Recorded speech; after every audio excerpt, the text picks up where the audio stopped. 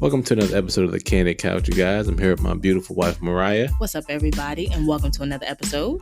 What's up, you guys? We have a great topic for you guys today. This is a weekly podcast, and we're going to just move on to the question of the day.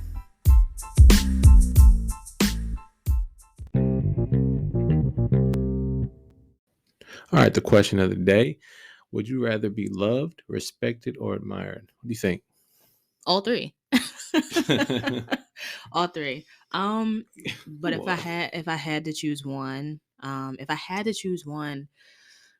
this is a difficult question. If I had to choose one, I would say loved, only because I feel like when it comes to love, I feel like there's a level of respect that sort of comes with it sometimes. So I feel like it could be, I don't want to say automatic, but I think that if you love me, there's a respect that comes along with that. And even if it's something that we have to continue to build together to a certain level of respect that is comfortable for us, I think that if you love me, you will respect me if it's what I require. And I think that the respect will grow with the love. Because I think you can respect somebody that you don't love, but do you really love somebody you don't respect? I mean, I don't know. What do you think? For me, I would say, I think I would. I mean, of course, I want to be loved and respected and admired, all three of them. But I would say I would rather be respected, because I think most men want to be respected. I mean, it's even in the Bible, right? I think that having, like, for instance, if you're married, you got a wife, you got kids.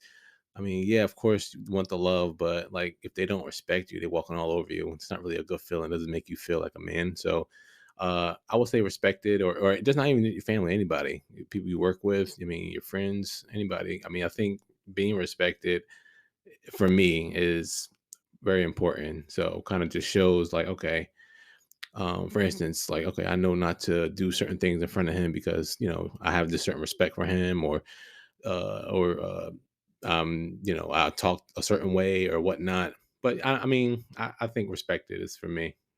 Uh, so is that your piece? Like just loved? Yeah, I mean, if we can't choose all three, obviously, like I think I would say loved. I think, like I said, to me, I think the respect would come along with it. But I don't know. I mean, I guess you would want all three, but I think that all three of them fall under love, in my opinion. I think if you love me, there's a certain admiration and then there's a certain level of respect. And if we need to go back and revisit the respect thing, in order to build it amongst each other, I think that we can. But I think that when I love someone, and I can only speak for myself, but I think when I love someone, there's automatically a level of respect. Now, if it's not the utmost respect, then that's something we work on. But I think if I love you, I admire you to some extent and I respect you to some extent. That's a good point. That's really a good point. Okay, so let us know in the comments what you guys think. Would you rather be loved, respected, or admired? We're going to go to a clip, which will introduce us to our topic of the day. Never seen a woman in her right mind, because I do make provision for some women that are crazy, like I make provision for some men that are crazy. But I've never seen a woman have a problem submitting to a man who is submitted to Christ. Right. If she sees you submitted, she won't have a problem submitting. But if you ain't submitted, then why would you ask her to submit? Right. If you don't listen to her, why should she listen to you? This is not some construct by which the woman has no voice. You can't find this here. Because how can you ignore yourself? You don't ignore your needs. How can you ignore your wife if she is you? Right. And she is. So, I mean, bro, this is the blueprint. Yeah. And I know for a fact we've had a bunch of people. I've never seen. All right, so that clip is from it sort of was like a TikTok clip that I found, and it sort of popped up at the right time because this is a topic that we talk about often. So it kind of matched with the topic of the day. So I wanted to sort of introduce the topic of the day with that clip. That is Tim Ross, and he's on his podcast, The Basement. Check that podcast out. It is a pretty good one. I've seen many episodes. But that leads us into our topic of the day. Our topic of the day is submission. So what do you think of that clip? I mean, that's a really good point. If a man is submitted to God, the wife, she'll fall in line real quick in terms of submission. But if you aren't, in terms of the man submitting to God, I mean, the woman I can understand how hard that can be for a woman to kind of like submit and kind of do that when she's like, you're not even doing it. So like, you know what I mean, kind of have to set the example and lead in that way. So and I know all men don't do that all the time. I mean, and sometimes it's a work in progress. Some of us men could be proud sometimes, so we may not want to submit, but when we do, I think there's a blessing in that because everything just falls in line, in my opinion. What do you think? Okay. So before I give my piece, I want to ask you, before we really dive into this, like, what, in your words, like, what is submission to you? Like, if you could put it into a paragraph, like, what would submission be to you as a man? To me, I know submission. It's like when I hear submission, I think like under. But I believe submission is basically kind of like following the same mission in a way. Like for instance, if a woman is submitted to her husband, they're in agreement in terms of their mission and their vision for their family, for their relationship or whatnot. Obviously, you know, she respects him as the head and the leader, and he respects her in her place. And obviously she respects him, and he is in a position where he is submitted to God, under God, you know, following him. And same with the woman, with the man. I just think that you guys are in agreement in terms of the mission and the vision for the family. That's I don't think submission means the man just tell the woman what to do all the time and has no accountability, you know, no one to answer to, or nothing like that. But um, I just think it's like an agreement in terms of the mission and the vision. What about you? I think altogether, and I'm going to talk about the clip first, and then I'm going to tell like what I think um, about submission, like what my sort of idea of it is or thought of it is. But one of the things he said in the clip is he was like, you know, you rarely ever see women who just refuse to submit to a man who is submitted to Christ. And I think the idea of it is it's kind of like that trust fall. Like it's kind of like you're leading, but if I know for a fact that you have no idea where you're going, you have no idea how you're going to get there, and you don't even know how you're going to get me there. There is a level of, I don't know about, I don't know if we should go there. And I think that there's doubt and there's fear when there's a lack of security in order for me to submit to whatever the vision is. Like, if you lack vision and you lack servanthood and you lack being submitted to God, it can be hard for a woman to look at a man and say, I feel completely secure in wherever you take me. Like, I was listening to an interview one time, and this woman said, like, I would follow my husband off a cliff. If he said that there was something down there for us, I would jump off of it. I wouldn't question him. I wouldn't ask twice, because I know and I have evidence that he would never lead us anywhere that wasn't a place that God wanted for us. And I think that that really sums it up in a nutshell, is that problems with submission for women, I think, are wrapped up in being insecure in the environment that you've put her in, if that makes sense. So if I believe that you have a vision and that vision is not aligned with what God is telling you to do, you basically leading us in the wrong direction. You know what I mean? So I think it's very important to make sure that your vision is aligned with what God is actually saying and that you're submitted to God, because whatever I see you doing, I'm going to want to do too. Like, my husband will tell you, like, if he's eating right, I'm gonna be like, dang, man, like, sitting here eating this cheesesteak, let me get a salad like him. Or like, if he's like, I'm gonna get up early and pray, I'm not gonna lay in the bed, we're gonna pray together, So it's like, basically, I'm following your lead, but I don't have a lesser position, if that makes sense. Right, I totally agree with that. Um, of course, we're both in that position. I think we're both submitted to God, obviously, but in terms of our roles, I guess you know the man is submitted directly under God, and then the wife under the man. Um, And one of the things that he said in the clip that I like is, like, if you are not listening to her, why would she listen to you? good point. If you don't respect her, why would she respect you? And I think a lot of times Goes both ways. there are men who get caught up in, I'm the man, and I do this and you do what I Macho. say. But if what you say or what you're asking of me is not aligned with your submission to God, then it is questionable. You know what I mean? And I think that can be obvious. Like, women, like, we have that intuition to be able to see, like, he ain't submitted to God, and that does make us nervous. We can tell those types of things. Exactly. I mean, like you just said, you can tell it's all over the person. It's like okay, and especially I think it shows when there's your life is kind of out of order. I mean, because when you're submitted to God, it just seems like God starts to just put things in order and like and kind of organizes your life, in my opinion. Because I've been on both sides of that. Because I think that his vision for our life is much better than whatever we can conjure up in our thoughts. He knows the plans that he has for us. So I was actually dating a guy once, and he had this I don't want to say um messed up idea of it, because I don't know where the idea came from. But I was having a conversation with him. Different view. Let's just use A that word. different view, air quotes. And I was having a conversation with him, and I asked him, like, what did he think of, like, submission, and what was your idea of the man being the leader? And he told me, he was like, well, me being the man means that I get the final say. So whatever happens, I get the final say. So if I say that we're going to do this, I'll take your opinion into consideration, but I have the final say. So if we go grocery shopping and I think that we should do this or do that, I have the final say. So regardless of what you think, I have the final say.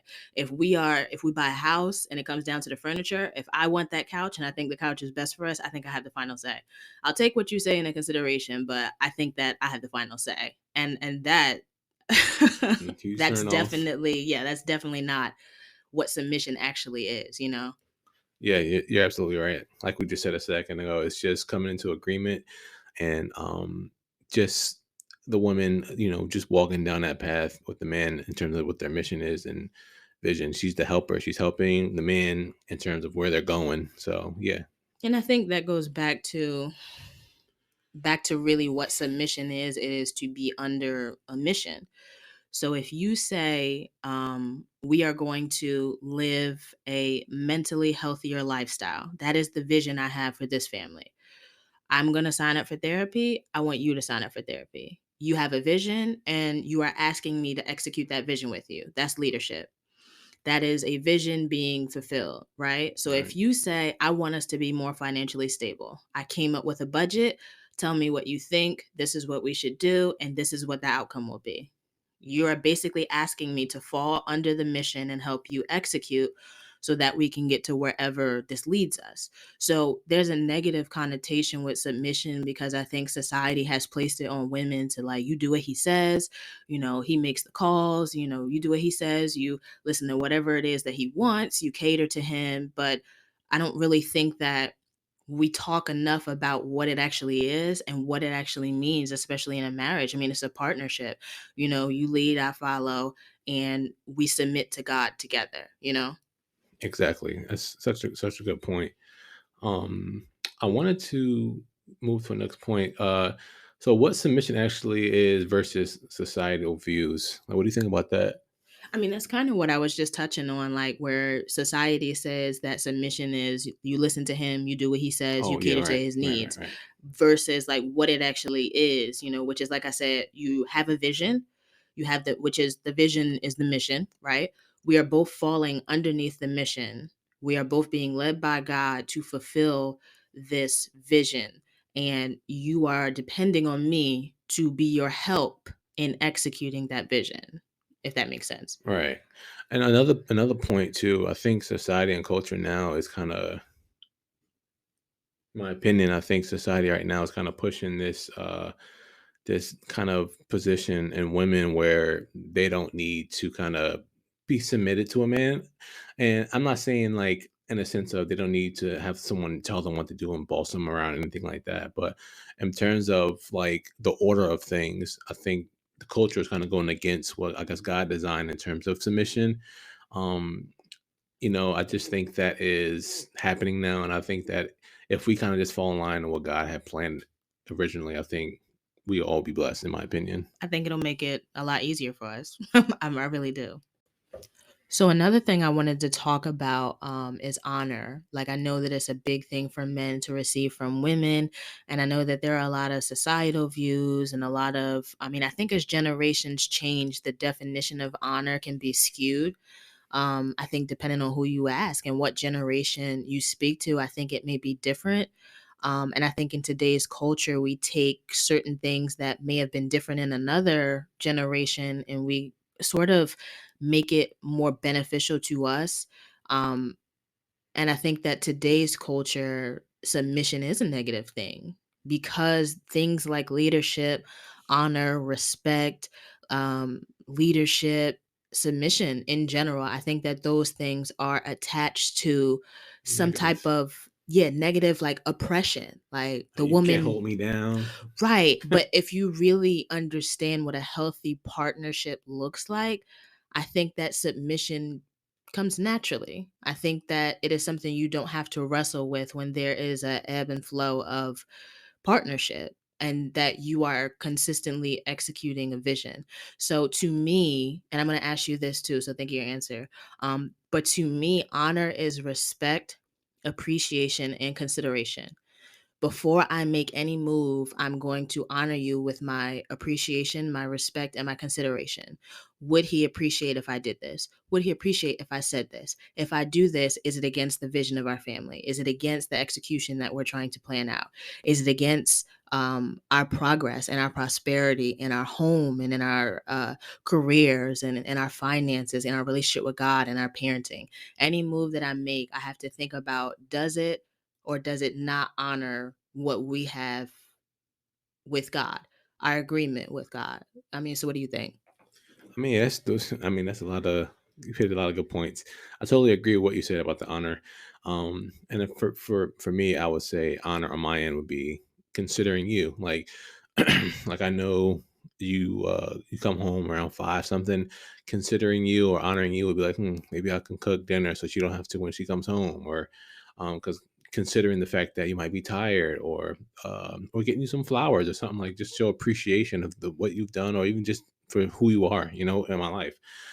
So I totally agree with those points. And like I said a minute ago, I think that I don't think that's a negative thing with for a woman to submit, because I don't think it's negative for a man to submit to God. We're all submitting in some form or fashion to something. You know what I mean? So, uh, but going into another point, I wanted to say, being a leader, and I'm still working on this on myself. You may not, you know, be perfect or anything like that, but I think that having a plan, having a vision, and just knowing how to execute that, I think for one sets up the woman to want to submit, want to like follow. Because if you just kind of just coming in the room and just like, hey, I want you to do this, do that, and do this, but you have no direction, no path, and where we're going. I think that that kind of makes the woman hesitant.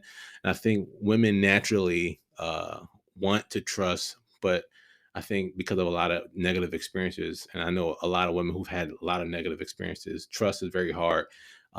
So I think that having something that's concrete, or even something that you guys can talk about together, like in terms of, like I said a minute ago, with the submission thing, you guys are coming under the same mission, discussing, having communication in terms of where you guys want to go. What do you think? I agree. And I was gonna say, to me, I think that the biggest like blessing and like the biggest flex, like, is having a man that can lead and submit to God.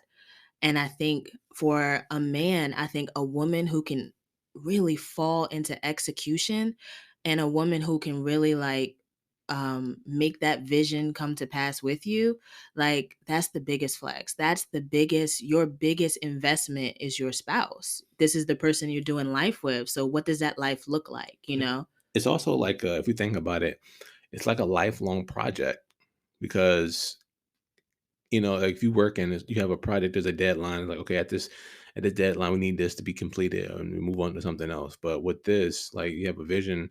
Of course, there's goals and milestones in your life that you hit, of course.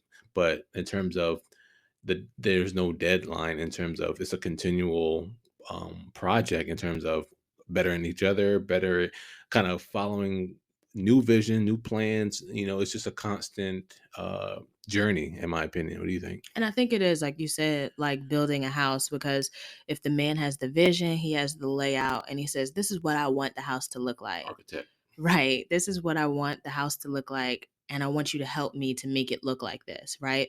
So if you say, this is the vision that I have, this is what I want, like, what do you think? And I say, okay, I think that this should go like this. Because a lot of times we women have great insight to add to your vision. Like, oh, I didn't even think about that. Like, we've had conversations and I'll be like, what about this? And you'll be like, man, I didn't even think about that.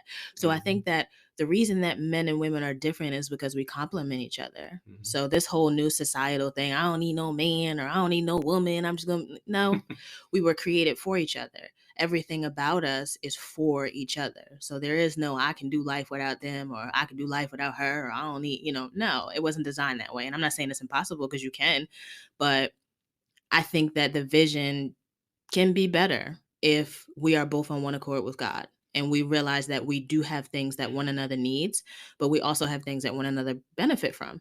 My vision is not fully fulfilled without you in it. Your vision is not fully fulfilled without me in it, whether it's our household, like I said, or our family. Like, you can't raise Yara without me. I can't raise Yara without you, effectively anyway. Like, because we have things that each other are going to bring to the picture.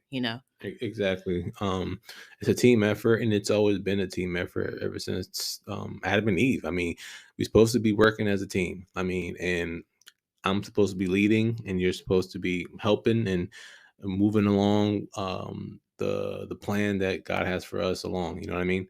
Right. And as long as we stay submitted and get past the idea, I think even for me, after shortly after marriage, like I struggled with like, I ain't doing what you say. Like, you ain't my daddy, like you can't tell me what to do.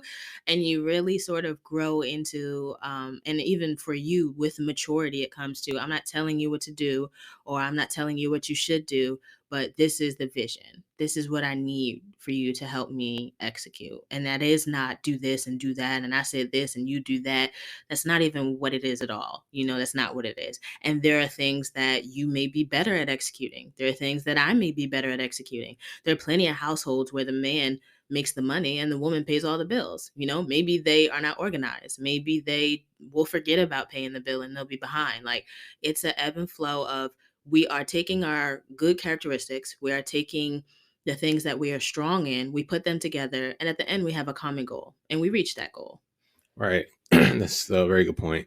I did want to just touch on one other point, uh, which was I think I was going to say, oh man, I hate when this happens. I forget. Oh man. Don't worry about it.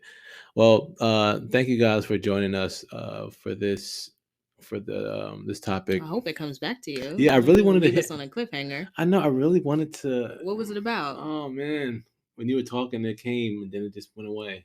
All right, let's think back on the keywords. Okay. Execution, Oh, vision. I got it. Thank you. See? Thank you so much. Okay. Backtrack. Yeah, good. Good save. So I was gonna say, I think most men, especially in the beginning of marriage, it can be kind of overwhelming to kind of have like it's you are literally responsible for coming up with a vision, coming up with a plan, coming up with a way to execute that vision and plan, and you have to be able to communicate that to your partner and get them on board and it's all on your shoulders. It's kind of, I mean, for someone who didn't have to do that before, and then so when you say I do, it's just that whole mountain is put on your shoulders. For some guys, it's probably not that hard, especially if you've been raised in an environment where you was trained for that, obviously. But I would think most men haven't been trained, so I think that it's definitely a learning thing, a learning curve, I guess you can say. I mean, it's a learning thing. I mean, you got to continually learn and develop, and as you grow and you fail, you develop. I guess you develop callous in this area where it's like, I'm getting tough and I'm learning how to do this thing and I'm walking it out. But just to encourage newlywed men, I mean, it gets better in terms of the leadership thing. I'm still working on it as well, but yeah, that was my point. That's what I wanted to say. Good. I'm glad you remembered.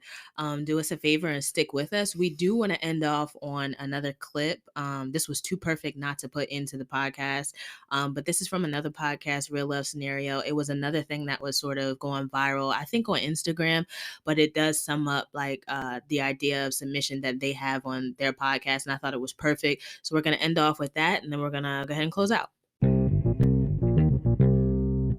to use the analogy, the head and the neck, because there is not one without the other. It doesn't function as well or as properly if the neck is disabled and unable to function with the head. There has to be an ebb and a flow, and there has to be an understanding on like what the actual responsibilities are. And we talked about this on a previous episode about how that can ebb and flow. Sometimes you're taking the lead, but other times your wife is taking the lead, and you have to know when that is and how to do that, and so no one gets caught up in their feelings around like, well, I'm the man, well, I'm the woman, and I don't want to do that. You know what I mean? Like, it's sometimes you need to also challenge your partner. Like, and I think that is some of the advice that I would want to give to Anonymous. It's like, yes, you can express that you want him to take the lead and that you really find it attractive when he does that, but how do you really encourage someone to do that so that they believe that they can lead? Everyone is not, in fact, designed to be a strong leader. I think all of us have the ability to lead, some in a very small capacity, some in a very large capacity, but a big part of being comfortable with leading is believing that you can do that. And that comes with encouragement.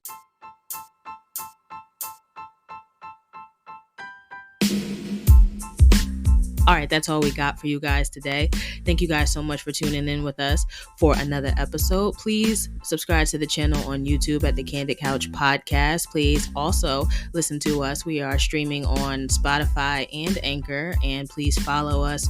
Find us on Instagram, Facebook at the Candid Couch Podcast. Please hit that notification bell so you can get notified when we have more episodes coming. I'm Mariah, and I'm joined by my husband. Thank you guys for another episode. Thank you guys. Leave comments, and yeah, get with us. Have a good one.